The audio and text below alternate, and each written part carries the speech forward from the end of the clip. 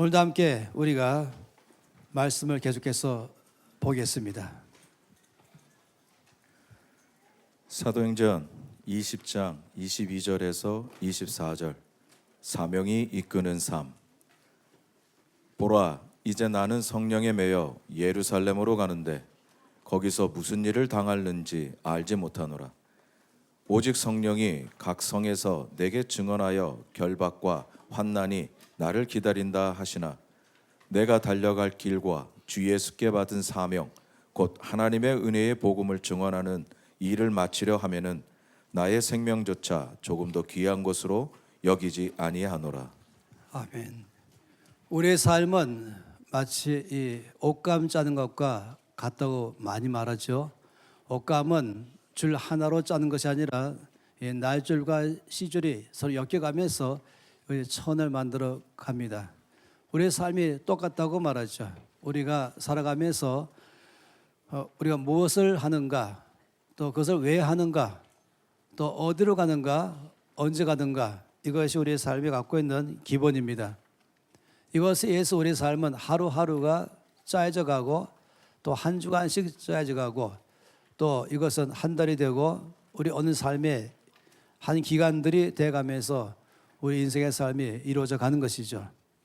예를 들어 말한다면 지난달 12월 25일 토요일 저녁에 김민 간사님을 비롯해서 4사람이 인천공항을 출발했죠. 뉴욕에 도착해서 뉴저지주에 있는 이 수도인 트렌턴 도시에서 멀면서 미국 동부와 서부 또 중부에 있는 이 NCMN의 사역자들을 모아서 간사 훈련을 했습니다. 그리고는 이제 마지막으로는 이제 최초로 미국의 동부 지방에 NCMN 개척 지부를 설립했죠. 그리고는 바로 이제 또 맨하탄으로 옮겨가서 맨하탄에서 가장 중심가에서 한 20명 가량의 20대의 청년 대학생들과 함께 오케이 사역도 하고 마지막에는 또 거기서 마이 오케이 걷기 대회를 하면서 맨하탄을 외치면서 그 땅의 주인이신 주님을 선포했습니다. 그런 다음에는 바로 다음 날 이제 비행기 타고 15시간 걸리면서 11월 3일 저녁에 도착했죠. 12월 25일부터 11월 3일간의 열흘간의 기간이 우리 일정인 것입니다. 이것이 나의 삶인 것이죠. 무엇을 위해서 왜 가는가, 어디로 가는가, 언제 가는가, 이런 일들이 우리 삶에 있습니다. 뚜렷한 목적을 가지고 이유가 확실하고 또 결과를 기대하면서 이 시간들을 우리는 보내게 되는 것이죠. 오늘 말씀에 나오는 세 구절도 그런 말씀에서 우리 가운데 기록되어 있는 것입니다. 이 사도행전 20장 전체는 사도 바울과 바울 팀이 이제 유럽의 고린도에서 출발해서 빌립보까지 가서 빌립보에서 배를 타고 예루살렘으로 가는 여정 가운데 있는 사건을 말한 것입니다. 몇 군데를 지나가게 되고 특히 드로아에서는 일주일 머물면서 거기서 많은 사람들에게 또 한 주간 동안 집회를 했습니다. 그리고 급하게 어느 기간 안에 예루살렘을 가다가 잠깐 밀레도라는 작은 항구에 도착했죠. 그리고 이전에 길게 사역했던 에베소를 갈 시간이 안 되기 때문에 바로 이 에베소에 있는 형제들을, 장로님들을 초청해서 밀레도에서 잠깐 동안의 시간을 가졌습니다. 그러면서 오늘 말씀은 그들에게 작별 인사를 하는 가운데서 있었던 그런 말씀인 것이죠. 그러면서 거의 고별 인사처럼 했습니다.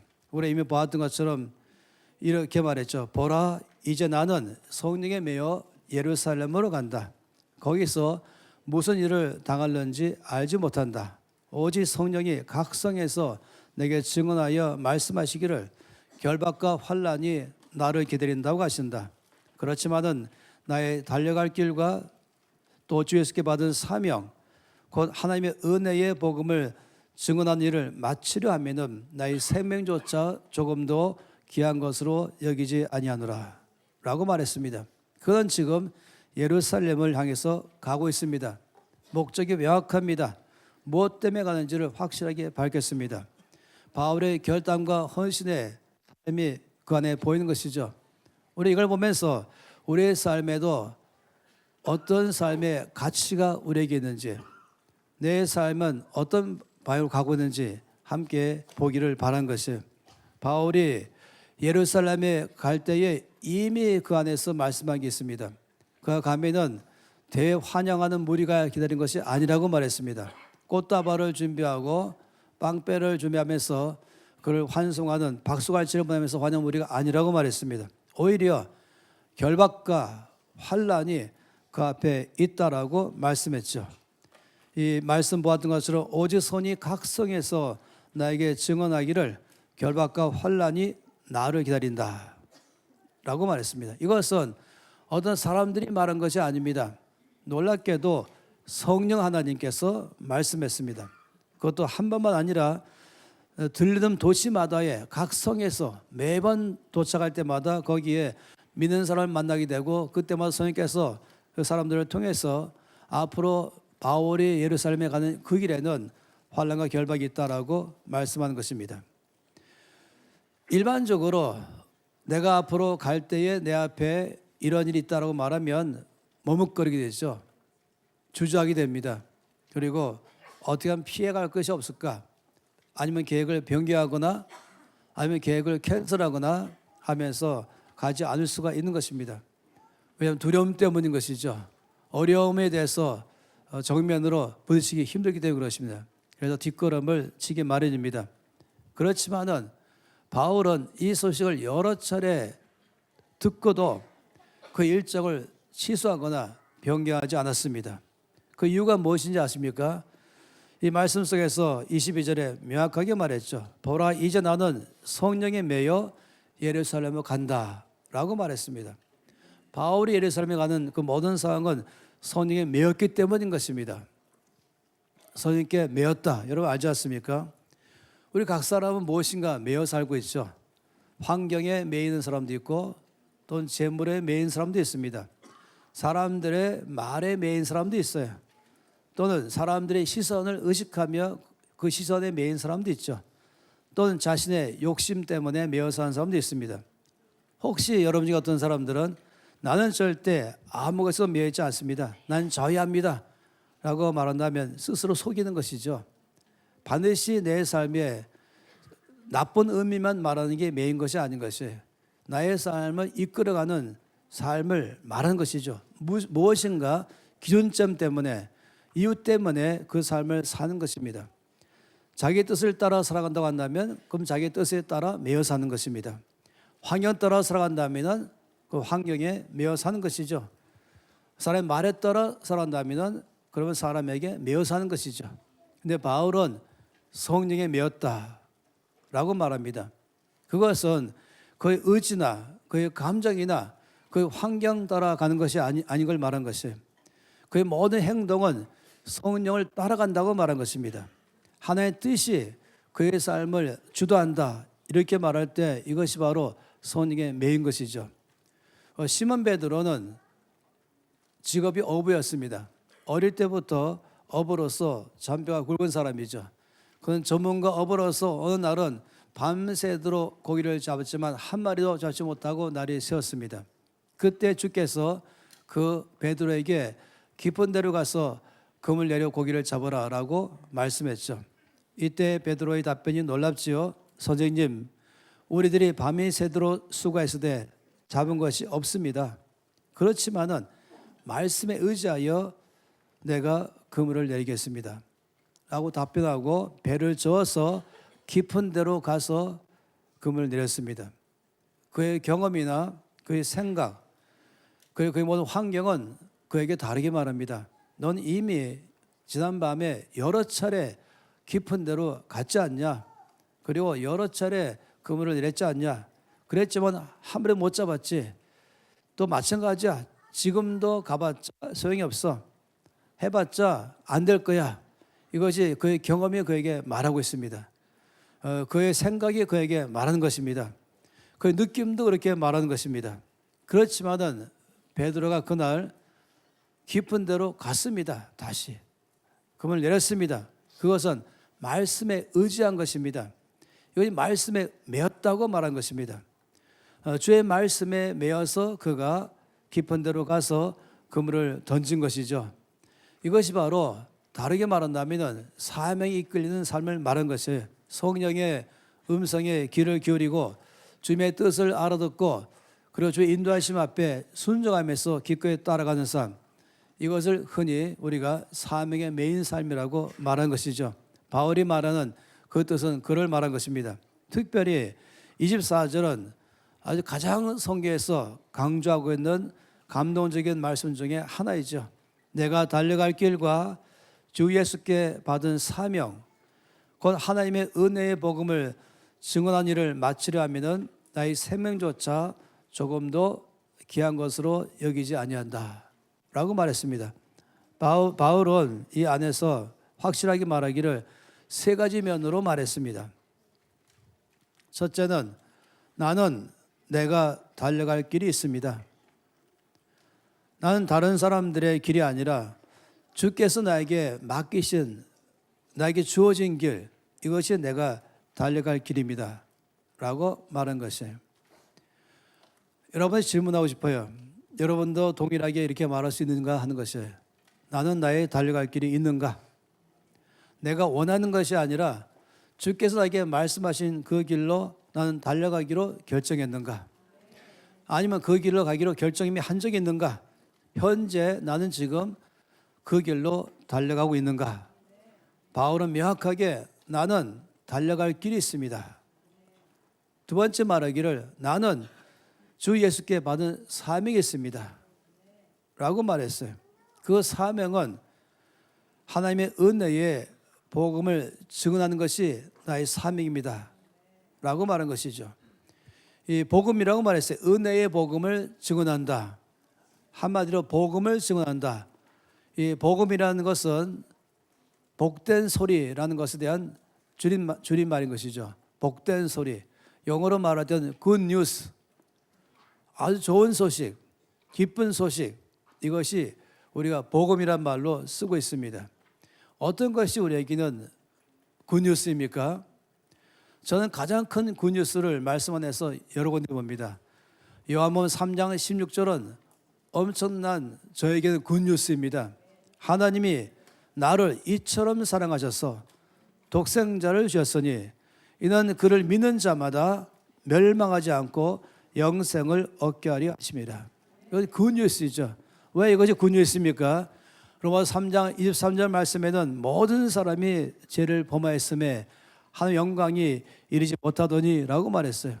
나의 상태는 죄를 지은 상태요, 이것은 주 앞에서 아무리 가도 주 영광이 이르지 못하는 것이죠.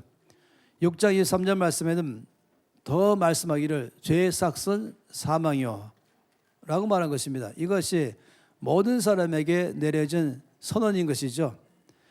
그런데 하나님께서 이 사망에 처한 내 삶에 대해서 해결하기 위해서 해결책을 제시했습니다. 나의 모든 죄를 그의 아들 예수 그리스도에게 대신 짊어지게 하신 것이죠. 내가 지불해야 될 대가, 사망을 대신해서 예수께 치르게 하셨죠. 십자가의 죽으심을 말한 것입니다. 이사야서 53장 말씀 가운데 그가 찔림은 우리의 허물 때문이요, 그가 상함은 우리의 죄악 때문이라. 그가 징계를 받음으로 우리가 평화를 누리고 그가 채찍에 맞음으로 우리가 나음을 받았도다. 우리는 다 양 같아서 그릇 행하여 각기 제 길로 갔거늘 여호와께서는 우리 모두의 죄악을 그에게 담당시키셨도다. 이 엄청난 굿뉴스 아니겠습니까? 이것만큼 가장 절실한 것이 어디겠습니까? 이것은 현재만 아니라 내일만 아니라 영원한 삶에 대한 내 삶을 새로운 차원으로 바꿔버린 것입니다. 오늘 그 죄의 짐을 져야 되고 그 때문에 마음의 안에서부터 하는 각종 정신적 질병과 정서적 질병과 육신적인 고통 속에 죄의 결과로 살아가게 되는 것인데, 이것 전체를 다 예수께서 담당하셔서 그것이 내 안에 일어나지 않게 한 것이에요. 마치 암이 있어서 그 암의 세포가 나의 장기를 괴롭게 하는 것처럼 그 암세포보다 더 강한 것은 바로 죄인 것이죠. 죄의 파워는 암세포보다 훨씬 더 강한 것이에요. 암세포는 몸만 상하게 하지만 죄는 나의 영혼까지, 나의 정신까지, 나의 정서까지, 나의 몸까지, 그리고 나의 삶도, 나의 미래까지 다 완전 영향을 주는 것입니다. 그런데 이것을 주께서 완전히 해결하셔서 결과적으로 내 삶에 완벽한 자유, 암세포가 하나 없으므로 클린 그러면서 당신은 이제부터 암으로부터 자유합니다. 이것도 굿뉴스이지만은 더 큰 굿뉴스는 죄가 더 이상 너를 장악하지 못한다. 십자가로 끝냈다. 너에게는 생명이 있고 평강과 기쁨과 진정한 자유만이 넘친다고 말한 것입니다. 고린도서 15장 3절 4절은 바로 복음을 압축해서 말한 것입니다. 내가 받은 것은 먼저 너에게 전하였노니, 이게 바로 복음인 것이에요. 복음은 이는 성경대로 그리스도께서 우리 죄를 위하여 죽으시고 십자가에서 주께서 나의 죄를 위하여 죽으신 것, 장사되셨다가 죽으시고 3일 만에 다시 성경대로 사흘 만에 다시 살아나셨다. 부활하심으로 나에게 새 생명을 주신 것, 새 사람 되게 하신 것, 이것보다 더 큰 복음이 어디 있습니까? 그런데 다시 한번 요한복음 3장 말씀이 실감나는 것이죠. 하나님이 세상을 이처럼 사랑하사 독생자를 주셨으니 이는 그를 믿는 자마다 멸망하지 않고 영생을 얻게 하려 하심이라. 이게 복음인 것입니다. 로마서 3장 말씀에 모든 사람이 죄를 범하였음에 하나님의 영광이 이르지 못하더니, 이런 절망 안에 있는데 그리스도 예수 안에 있는 속량으로 말미암아 하나님의 은혜로 값없이 의롭다 하심을 얻은 자 되었느니라. 여기에 속량이라는 단어가 줄을 쳐야 되죠. 하나님의 은혜란 말에 줄을 쳐야 되죠. 값없이란 말에 줄을 쳐야 되죠. 의롭다 하심에 줄을 치는 것입니다. 이 한 문장이 나의 삶, 인생을 바꿔버린 것입니다. 이게 굿뉴스죠. 속량, 노예의 신분에서 완벽한 자유인이 된 것, 죄의 노예에서부터 저주와 사망으로부터 완벽한 자유까지 이른 것이 바로 속량인 것입니다. 속량은 대신해서 값을 지불한 것이죠. 그런 영화 많이 있잖아요. 우리 가운데서 누가 납치된 다음에 납치범이 돈 내면 풀어주겠다. 이게 속량인 것입니다. 나는 마귀에게, 죄에게, 사마에게, 저주에게 붙잡혀서 그냥 끝내는 것인데 속량했죠. 돈을 한 것이 아니었습니다. 100만 원도 아니고 100억도 아니고 그 이상을 요구했습니다. 바로 하나님의 아들 예수 그리스도를 목숨을 대신 내놓는 것이었습니다. 이것이 작은 것입니까? 이것이 내 삶을 의롭게 만들었습니다. 내가 뭘 해서가 아닙니다. 내가 말씀 믿기 시작한 것도 아니고 예수께 나오기 시작한 것도 아니고 내가 예수 믿기 전에 여전히 죄 가운데 있을 때에 이걸 다 치르신 것이에요. 이것 때문에 너무 감격해서 주 앞에 나가는 것이죠. 주 앞에 나가니까 제사함 받는 것이 아닌 것입니다. 제사함 받았으니까 주 앞에 나가는 것입니다. 찬양하니까 제사함 받는 것이 아닌 것이에요. 이 엄청난 제사함 받았기 때문에 감격해서 우리가 전심으로 기뻐하면서 내 안에 심장이 뜨거움으로 주 앞에 찬양하잖아요. 어찌 그때 손 안 들 수 있겠습니까? 어찌 그때 손뼉을 치지 않을 수 있겠습니까? 어찌 그때 외치지 않겠습니까? 하나님의 은혜를 모르는 사람은 예배를 모를 것이에요. 은혜를 아는 사람이라면 예배를 알 수밖에 없는 것이죠. 이것이 바로 은혜의 복음인 것입니다. 바울은 그의 삶에 확실한 간증이 있습니다. 그는 말하기를 주께서 길에서 나에게 나타나셨습니다라고 명확하게 말했습니다. 내가 엉뚱한 길로 가고 있는 그 길에서 나에게 나타나셨습니다. 디모데전서 1장 말씀에는 그는 감격함으로 말하기를 빛보다 모든 사람이 받을 만한 이 말이여. 여기 우리 느낌표를 꽝 찍어야 되죠. 그래서 예수께서 죄인을 구원하시려고 세상에 임하셨다. 또 느낌표인 것입니다. 죄인 중에 내가 개순이라. 그는 그의 삶을 절실하게 보는 것이에요.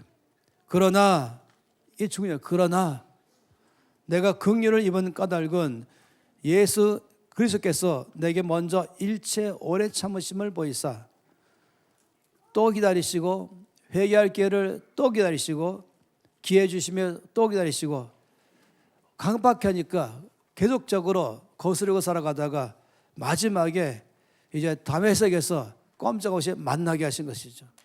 나는 구제불능입니다 라고 말한 사람 어떤 사람이라 할지라도 바울이 말하기를 나를 보세요. 나 같은 사람도 참아주시고 기다리시고 만나주셔서 죄사함 받고 그 모든 죄를 다 처리해서 그것만 아니라 하나님의 말씀에 일꾼 삼으셨습니다. 여러분 누구나 다 소망이 있습니다. 누구나 다 기회가 있습니다. 세상은 아주 잔혹하고 냉정해서 과거까지 들춰내면서 나를 칼로 배려할지 모르지만 하나님은 항상 기다리시고 기회 주시고 참으시고 구원 이루게 하셔서 하나님 자녀 삼으셔서 저희 나라의 영광스러운 일꾼 삼으셨습니다. 내가 바로 그 본입니다 라고 말한 것입니다. 바울은 그 은혜를 절대로 잊지 않았습니다. 예수께서 그날 바울에게 길에 나타나신 것은 그의 죄를 심판으로 오신 것이 아니에요. 용서하시려고 오신 것이에요. 구원하시려고 오신 것이에요. 바울은 그 하나님을 만난 것입니다. 그 은혜에 감격했습니다. 이것이 바울이 받은 사명인 것이에요. 나에게 임하신 이 놀라운 은혜의 복음, 이것을 나 혼자만 아는 것이 아니라 이것을 다른 사람에게 증거하는 것, 이것이 그가 받은 사명입니다. 질문이 있습니다. 나는 나의 다메섹의 길에서 주를 만났는가? 나는 가장 놀라운 복된 소식을 들었는가? 내가 받은 복음은 은혜의 복음인 걸 아는가? 나는 이 복음을 증언한 일에 사명을 받았는가? 사도 바울은 그 사명에 대해서 뭐라고 말하냐면 난 빚진 사람입니다 라고 말했어요. 로마서 1장 14절에 놀랍게 말했죠. 헬라인이나 야만인이나 다시 말하면 모든 사람 다 포함해서 그리고 또 다시 지혜 있는 자나 어리석은 자에게 다 내가 빚진 자라. 나는 모든 사람에게 다 빚졌습니다. 도대체 그들에게 뭘 잘못하게 빚졌습니까? 바울은 하나님의 은혜를 받은 자, 값없이 은혜를 구원을 받은 자, 이것이 바로 빚진 자라고 말한 것입니다. 빚진 자는 빚을 갚아야 되는 것이죠. 하나님에게 받은 은혜의 빚을 갚는 길은 하나님께 갚는 것이 아니라 하나님 모르는 사람에게 그 은혜의 복음을 전하는 것으로 빚을 갚는 것입니다. 고린도서 9장 말씀에 바울은 말하기를 내가 복음을 전할지라도 자랑할 것이 없으면 내가 부득불할 일임이라. 내가 마땅히 내가 이것을 자랑할 것도 아니고 마땅히 해야 됩니다. 만약 복음을 전하지 아니하면 내게 화가 있을 것이로다. 내가 내 자의로 이것을 행하면 상을 얻으려니와 내가 자의로 아니한다 할지라도 나는 사명을 받았노라. 반드시 해야 하기 때문에 그런 것이 당연히 해야 하기 때문인 것입니다. 저는 어제 손흥민 선수의 최근의 LA 인터뷰를 보면서 감동했습니다. 신문 기자가 질문했어요. 당신은 매우 바쁜 일정에도 불구하고 왜 매주 화요일마다 아침마를 들으면서 노숙자들에게 집 찾아가서 그들 음식을 나눠주십니까? 그냥 후원만 하면 되지 않겠습니까? 라고 질문했어요. 그때 손흥민 말하기를 내가 14살에 독일 함부르크에 축구 유학 갔을 때는 매우 힘들었습니다. 말도 통하지 않고 부모를 떠나 홀로 외로웠습니다. 첫 해에 그날 간 첫 해에 함부르크의 겨울은 너무너무 추웠습니다. 어느 추운 날 밤 나는 기숙사 복도에서 혼자 떨며 울고 있었습니다. 너무 힘들었고 어렵고 추워서 감당하지 못해서 말도 안 통하고 부모 없이 14살 된 소년이 여기 있는 것이 너무 힘들었습니다. 그때 기숙사 관리인 아줌마가 저를 발견했습니다. 말은 통하지 않았지만 그분은 저를 주방으로 데려가 따뜻한 코코아를 만들어 주었습니다. 그리고 저의 어깨를 두드리며 저를 따뜻한 말로 위로해 주었습니다. 한 잔의 코코아가 저를 살려주었습니다. 그 따뜻한 말 한마디가 저를 일으켜 세웠습니다. 그날 밤 저는 결심했습니다. 나중에 내가 성공하면 나도 누군가에게 그런 사람이 되겠다고. 그건 유명해지고자 그 일을 한 것이 아니에요. 그건 한가해서 또 그 일을 한 것도 아닌 것이에요. 그는 아무리 바쁜 일정일지라도 직접 노숙자를 찾아가면서 그들에게 따뜻한 말하면서 따뜻한 수프 한 그릇을 전해줬던 것이죠. 왜냐하면 그날 그는 빚졌기 때문인 것입니다. 그를 살린 것, 그를 살려낸 것, 그것을 빚 갚기 위해서 한 것입니다. 이것이 바로 바울이 말하기를 헬라인이나 야만인이나 지혜 있는 자나 어리석은 자에게 다 내가 빚진 자라. 하나님의 놀라운 사랑과 은혜를 그걸 구원받은 사람, 하나님의 사랑에 빚진 자이죠. 그래서 자기 같은 처지에 있는 사람들에게 빚진 자로서 빚을 갚는 것이 바울의 사명이었습니다. 난 내가 해야 할 일, 주께 받은 이 사명이 있는가? 나는 예수 그리스도에게 빚진 마음이 있는가 하는 것이에요. 저는 혼자 있으면서 혼자서 흥얼거리는 노래가 있는 것이죠. 이 가사 때문에 전 사역 초기 때부터 늘 이 찬양을 불렀던 것이 사랑하며 섬겼어요. 생명 주신 예수님. 버려진 날 찾아오셔서 내게 생명 주셨죠. 찢긴 마음과 내 삶에 갈보리 언덕에 흘린 피로 생명 주신 예수님 영원히 섬기겠어요. 2절에는 사랑하며 섬기겠어요. 이제는 주께 받은 그 빚 때문에 나의 형제 자매를 말입니다. 사랑하며 섬기겠어요. 우리들의 이웃을. 주께서 먼저 우리를 사랑으로 섬겨 주셨으니 우리도 주님처럼 영원히 섬기겠어요. 이 노래 들어보겠습니다.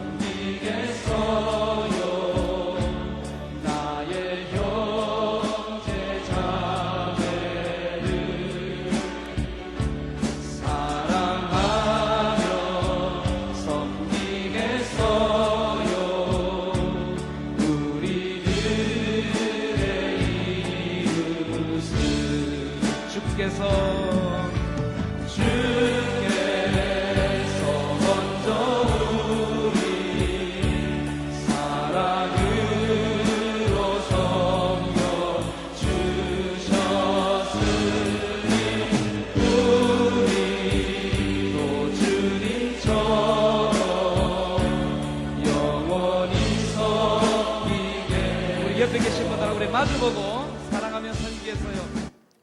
이것이 바로 바울의 마음이요 우리의 마음입니다. 은혜의 빚진 자인 것이죠. 바울은 이것이 그의 사명인 거였어요. 바울은 그의 제자이며 또 영적인 아들인 디모데에게 명령했죠. 디모데후서 4장 2절 말씀에 너는 말씀을 전파하라. 다시 말하면 복음을 전하라. 때를 얻든지 못 얻든지 항상 힘쓰라. 이 간단한 한 구절, 너는 말씀을 전파하라. 때를 얻든지 못 얻든지 항상 힘쓰라. 바울의 세 번째 고백은 나는 내가 주 예수께 받은 사명을 이루기 위해서는 나의 생명조차 조금도 귀한 것으로 여기지 아니합니다 라고 말했어요. 이 세 번째 고백인 것이죠. 내가 달려갈 길과 주 예수께 받은 사명, 그 하나님의 은혜의 복음을 증언한 일을 마치려 하면은 나의 생명조차 조금도 귀한 것을 여기지 아니하노라. 여기 첫 번째가 나는 내가 달려갈 길이 있습니다. 두 번째 나는 주 예수께 받은 사명이 있습니다. 세 번째 나는 주 예수께 받은 사명을 이루기 위해서 나의 생명조차 조금 더 귀한 것으로 여기지 아니합니다. 라고 말했어요. 이 말씀 가운데서 나의 사명, 이 복음 증거하는 일, 이것을 마치려 하면은 이렇게 말하고 있어요. 마치려 한다. 이것은 영어로 only I may finish my course라고 말했죠. 시작한 것 끝까지 나 하겠다고 말한 것이에요. 시작은 잘하고 중간에 흐지부지 되어서 결국 마무리 짓지 못한 사람이 있죠. 왜냐하면 이런 이유 저런 이유 때문인 것입니다. 그러나 바울은 그가 받은 사명은 어떤 희생을 치르더라도 반드시 마치겠다고 결정한 것이에요. 중간에 여러 가지 장애물이 있다 할지라도 실망스러운 일이 일어난다 할지라도 심한 어려움이 닥쳐온다 할지라도 그는 그가 받은 사명을 끝까지 마치겠다고 한 것이에요. 목숨을 바친다면 기꺼이 목숨도 바치겠다라고 말한 것이에요. 왜냐하면 이것은 목숨 바칠 만한 가치가 있기 때문이죠. 온 삶을 다 드릴 만한 가치가 있는 것이죠. 그래서 그는 자기 시간을 이것을 성취하는 데에 다 맞췄습니다. 내가 이 일을 왜 하는가 할 때마다 나에게 맡긴 사명 성취를 하는데 이것은 그 때문인가? 그건 어느 것이든지 나에게 맡긴 사명 성취하는 데 위해서라면 거기에 모두 결정했습니다.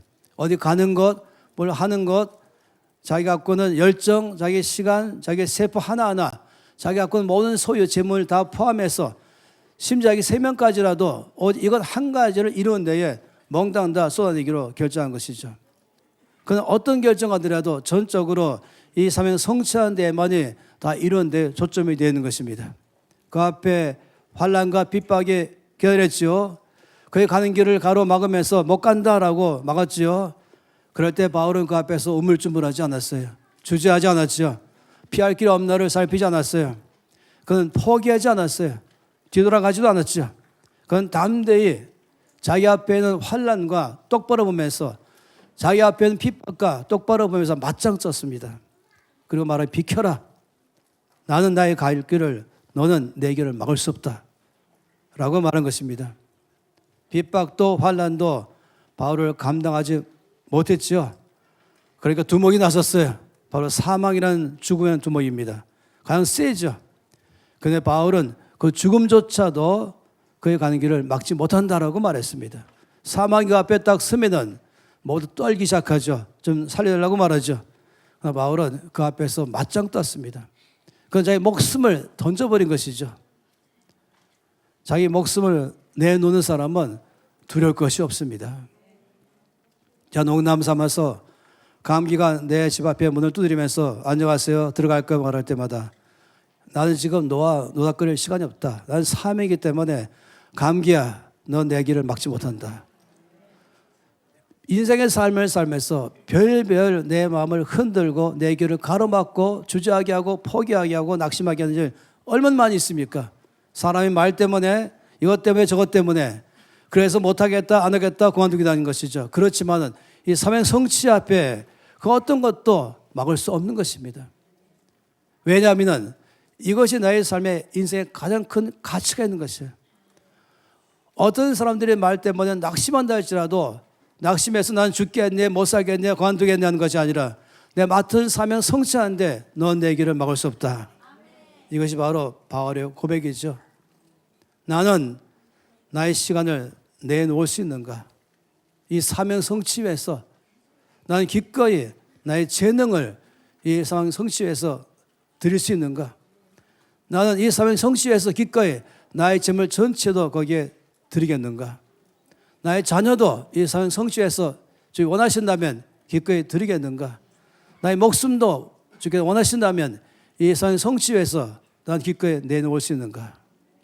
무엇이 나의 삶을 이끄는가? 나는 무엇에 매여 살고 있는가? 나의 삶에 목숨 바칠 만한 가치를 나는 발견했는가? 나는 왜 공부하는가? 나는 왜 공부하지 않는가? 나는 왜 직장을 가는가? 나는 왜 직장을 그만두는가? 나는 왜 일을 하려고 하는가? 목숨 바칠 만한 사명이 있는 사람은 항상 거기에 답변이 있습니다. 그래서 싫어도 공부하는 것이에요. 그래서 싫어도 밥 먹는 것이에요. 싫어도 일어나는 것이죠. 나의 호기심이나 나의 재미, 나의 명성, 다른 사람의 시선, 목숨 바칠 만한 가치를 받는 사람은 거기에 신경도 안 씁니다. 제가 질문하는 것이죠. 나는 왜 뉴욕에 가려고 했는가? 명확한 것이죠. 내일이면은 또 다른 사람들에게 당신은 왜 필리핀에 가려고 합니까? 또 다음 주에 동시에 당신들은 왜 멕시코에 가려고 합니까? 또 어떤 사람에게 질문하는 거예요. 당신은 왜 매주마다 서울역에 옥계 사역을 갑니까? 무엇에 매여서 나는 이 길을 가고 있습니까? 바울처럼 은혜의 복음을 증거하는 것, 나에게 명하신 것, 빚진 마음으로 이것을 하기 위해서 기꺼이 목숨까지 바치고자 하는 것이죠. 한마디로 말하면 일사각오인 것이 죽기를 각오하는 것이죠.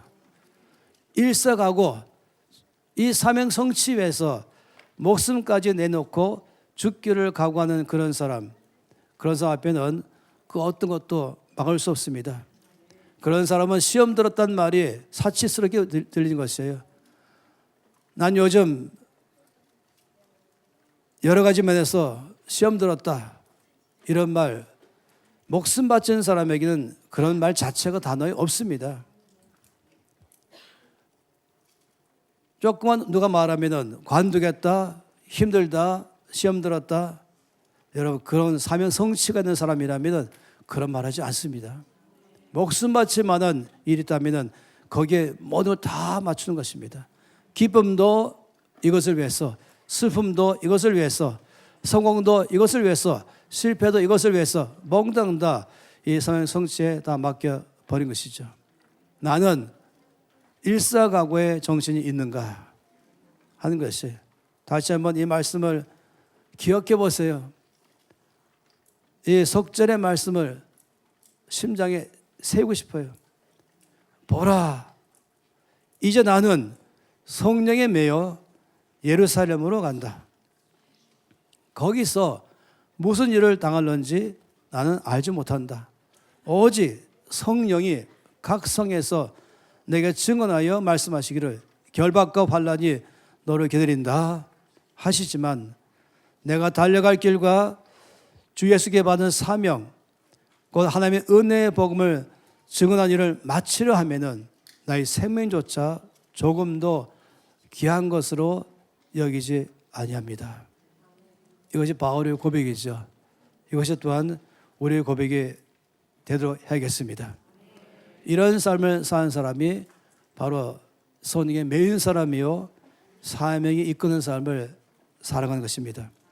이것이 우리를 날마다 일어서게 하고 달려가게 하고, 그리고 힘있게 모든 것을 용기 있게 맞짱 뜨면서 걸어가는 것이에요. 함께 손 높이 들고 기도하겠습니다.